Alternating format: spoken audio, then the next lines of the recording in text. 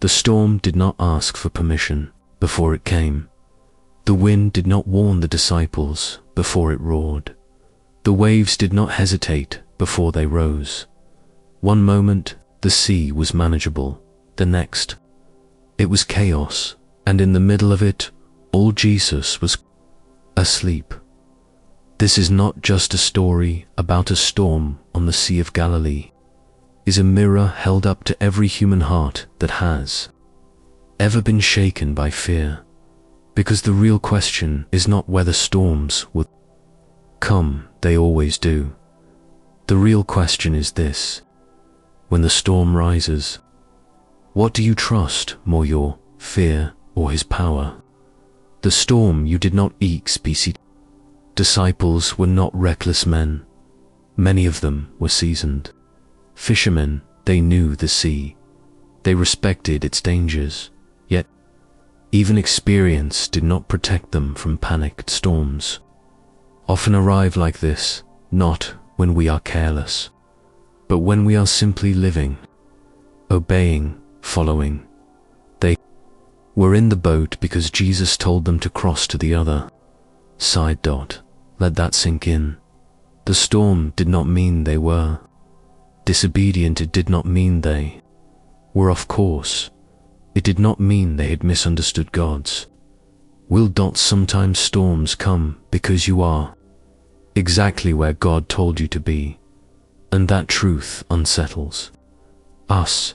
We want faith to guarantee calm seas. Jesus never promised that. Fear rises when control disappears. Says the waves climbed higher. Fear took over.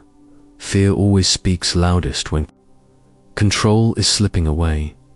The disciples did not suddenly forget who Jesus was. They forgot where to place their trust.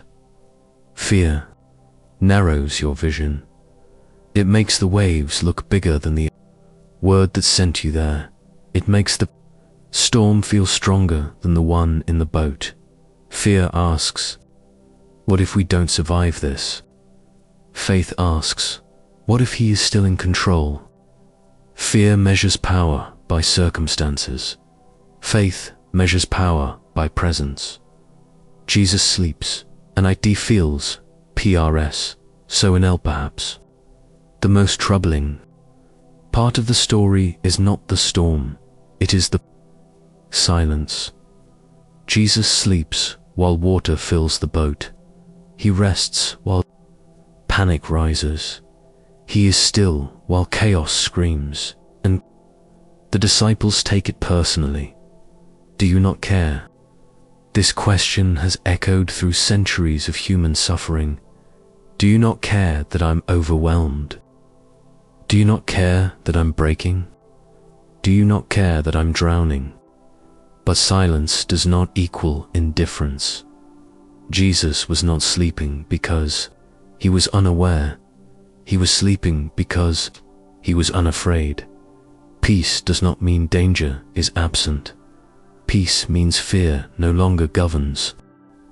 When fear becomes louder than touch, the disciples wake Jesus not with worship, but with accusation.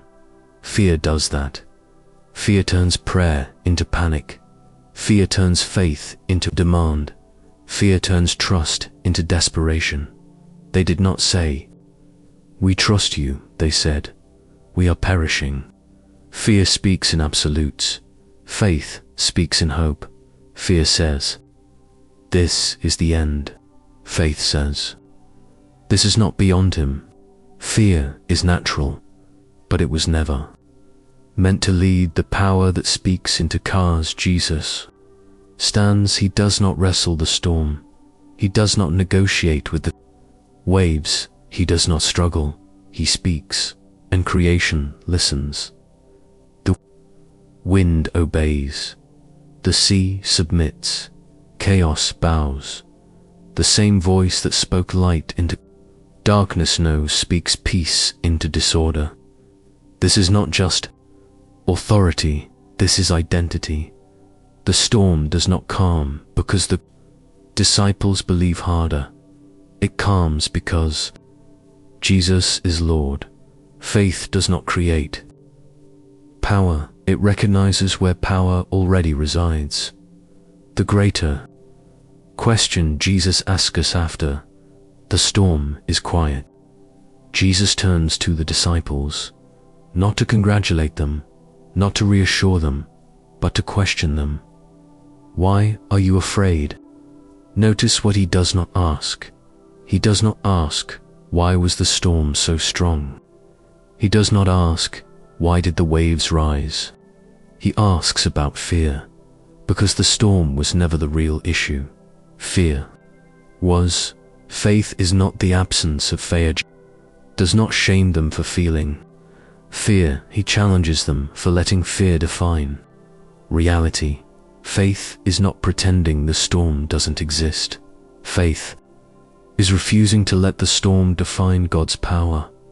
Faith is not denial, it is alignment.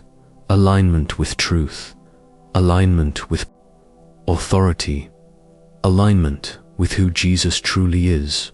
You can fear the storm or trust his POWR. This is the crossroads every believer faces.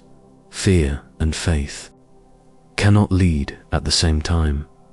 Fear focuses on what is happening to you. Faith focuses on who is with you. Fear asks, how will I survive?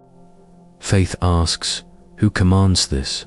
Fear sees waves, faith sees Christ. The disciples erelicitio in the disciples are filled with a new fear, not of the storm, but of him. Who is this? This is holy, or fear that pushes you away is destructive. Fear that draws you closer is reverence. The storm revealed something deeper than danger. It revealed identity. They feared the storm before. Now they revere the Savior. What storms still teach us? Pewed. What storms still rise? Fear still speaks. Jesus still asks the same question. Why are you afraid? Not as condemnation, but as invitation. Invitation to trust deeper. Invitation to see clearer. Invitation to rest in power greater than circumstance. When you trust his power, everything the storm may still exist, but it no longer defines you. Trust does not mean the waves instantly stop. It means your heart stops sinking. You stop measuring God by the storm and start measuring the storm by God. Jesus is never over RWHL me. He is not startled by chaos. He is not threatened by intensity. He is not rushed by urgency.